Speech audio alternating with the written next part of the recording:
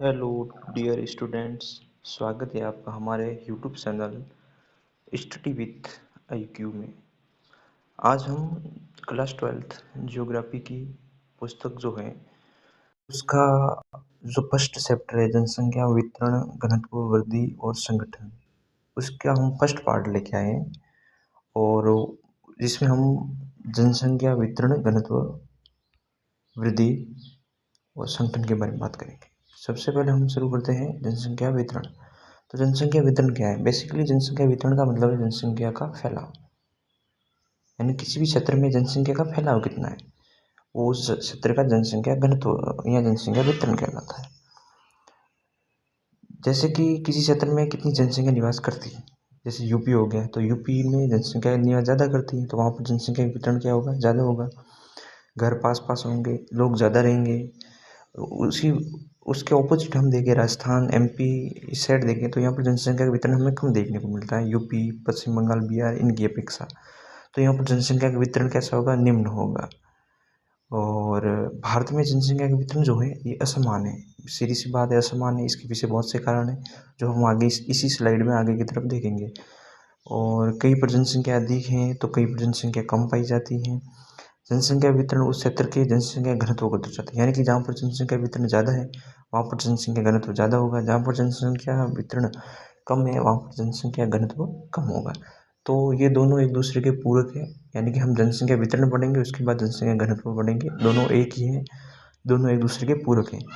भारत में जनसंख्या वितरण जो है वो अधिक कहाँ पर है? तो गंगा यमुना दोआब क्षेत्र में, जैसे यूपी हो गया, पश्चिम बंगाल हो गया, बिहार हो गया। यहाँ पर हम जाएंगे तो हमारे यहाँ इन क्षेत्रों में जनसंख्या वितरण जो है वो अधिक देखने को मिलता है। इसके पीछे के कारण है यहाँ पर जो गंगा यमुना दोआब क्षेत्र है यहाँ पर उपजाऊ मिट्टी पाई जाती है और यहाँ पर खेती करने के लिए पानी उपलब्ध है, समतल मैदान है, इसलिए यहाँ पर घर है वो आसानी से बनाए जा सकते हैं। तो ये सभी फैक्टर है जो हम आगे देखेंगे इसी स्लाइड में, जो यहाँ पर जनसंख्या वितरण अधिक होने के कारण है। दक्कन का पठार जैसे महाराष्ट्र, कर्नाटक और तेलंगाना, यहाँ पर हम देखते हैं कि यहाँ पर कृष्णा, कावेरी, गोदावरी नदियाँ बहती हैं, तो वहाँ पर कृषि करने के लिए पानी उपलब्ध होता था। और दक्कन लावा पठार है इसलिए यहाँ पर काली मिट्टी पाई जाती है, जो एक उपजाऊ मिट्टी है, जिस कारण से यहाँ पर कृषि जो है वो आसानी से हो जाती है। तो इस कारण से यहाँ पर भी जनसंख्या वितरण है वो अधिक पाया जाता है। जहाँ पर जनसंख्या वितरण अधिक होगा वहाँ पर जनसंख्या घनत्व अधिक होगा, जहाँ पर जनसंख्या वितरण कम होगा वहाँ पर जनसंख्या घनत्व कम होगा। अब हम आगे देखते हैं, तो ये कुछ क्षेत्र हैं, ठीक है। और जैसे कि ये जो घना वाला क्षेत्र दिख रहा है ये गंगा यमुना दोआब क्षेत्र, गंगा उसकी सहायक नदी जैसे कि यमुना, घाघरा नदी है, इन सभी नदियों, जो कोसी नदी है, ये सब नदियाँ यहाँ पर बहती हैं। तो इस कारण से यहाँ पर एक मैदान का निर्माण होता है गंगा यमुना दोआब क्षेत्र, और यहाँ पर यूपी, बिहार, पश्चिम बंगाल ये राज्य आते हैं और यहाँ पर जनसंख्या अधिक पाई जाती है। इसके पीछे का कारण मैंने बता दिया है, यहाँ पर नदियाँ बहती है इसलिए यहाँ पर पानी है वो आसानी से उपलब्ध हो जाता है। यहाँ पर जो भूमि है वो भी क्या है? उपजाऊ है। और यहाँ पर समतल मैदान है इसलिए आराम से यहाँ पर घर बन सकते हैं। इसी कारण से यहाँ पर जनसंख्या अधिक पाई जाती है। भाई दक्कन पठार यहाँ पर भी जनसंख्या अधिक पाई जाती है। इसके पीछे भी कारण है कि यहाँ पर लावा निर्मित काली मिट्टी पाई जाती है और कृष्णा, कावेरी, गोदावरी जैसी नदियाँ बहती है, वहाँ से पानी उपलब्ध हो जाता है। पास में बड़े बड़े शहर हैं जैसे मुंबई हो गया है, बेंगलुरु हो गया है, जहाँ पर रोजगार के साधन भी उपलब्ध हैं, परिवहन के साधन उपलब्ध हैं, शिक्षा के साधन उपलब्ध है। इस कारण से यहाँ पर जनसंख्या जो है वो अधिक पाई जाती है। तो हमने ये जनसंख्या के बारे में देखा कि जनसंख्या वितरण कहाँ पर अधिक पाया जाता है। तो हम आगे अब शुरू करेंगे जनसंख्या घनत्व। जनसंख्या घनत्व बेसिकली हमने पहले बता दिया आपको, जनसंख्या घनत्व और वितरण दोनों एक ही हैं, दोनों एक दूसरे के पूरक हैं। जहाँ पर जनसंख्या वितरण अधिक है वहाँ पर जनसंख्या घनत्व अधिक होगा। क्या होगा? जनसंख्या घनत्व अधिक होगा, यानी कि प्रति इकाई क्षेत्र में निवास करने वाली जनसंख्या जनघनत्व कहलाती है।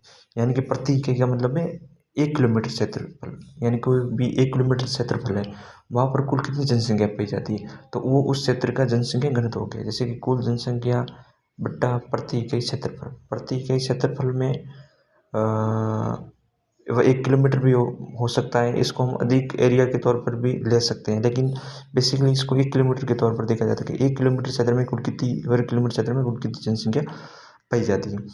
तो अब हम पढ़ेंगे सर्वाधिक जनसंख्या घनत्व वाले राज्य कौन कौन से हैं और सर्वाधिक जनसंख्या घनत्व वाले केंद्र शासित प्रदेश कौन कौन से हैं, यानी कि यूटी कौन कौन से हैं और राज्य कौन कौन से। राज्य में आता है बिहार।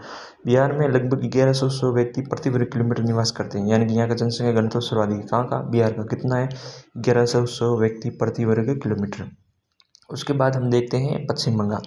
यहाँ पर लगभग 1028 व्यक्ति प्रति वर्ग किलोमीटर निवास करते हैं। वही केरल का 860। तो ये सर्वाधिक जनसंख्या घनत्व वाले राज्य।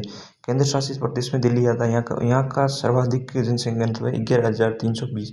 ओवरऑल हम देखें केंद्र शासित प्रदेश और राज्य दोनों को मिलाकर, तो भी दिल्ली का सर्वाधिक जनसंख्या घनत्व है लगभग 11,320 व्यक्ति प्रति वर्ग किलोमीटर।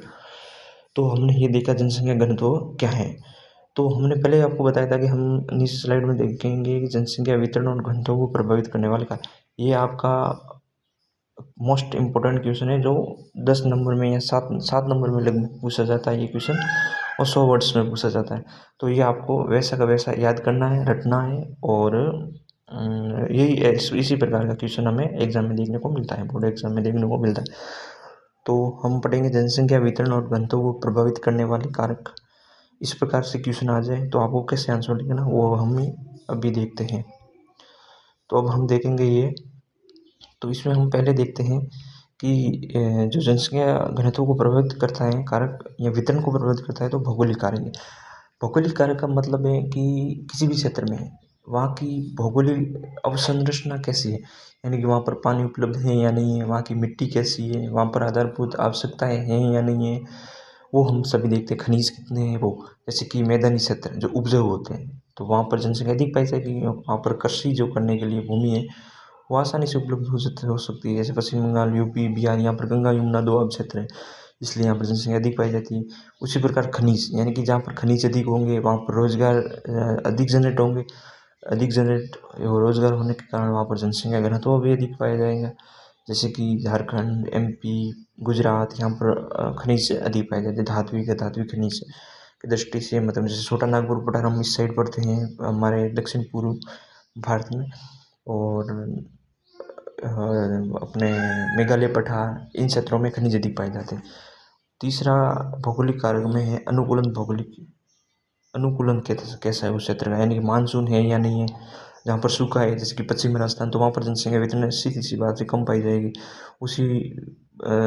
उसके ऑपोजिट हम देखें तो पश्चिमी घाट है भारत का, और जो पूर्वी घाट है यहाँ पर बरसात अधिक होती है, तो यहाँ पर जनसंख्या घनत्व भी ठीक ठाक पाया जाता है।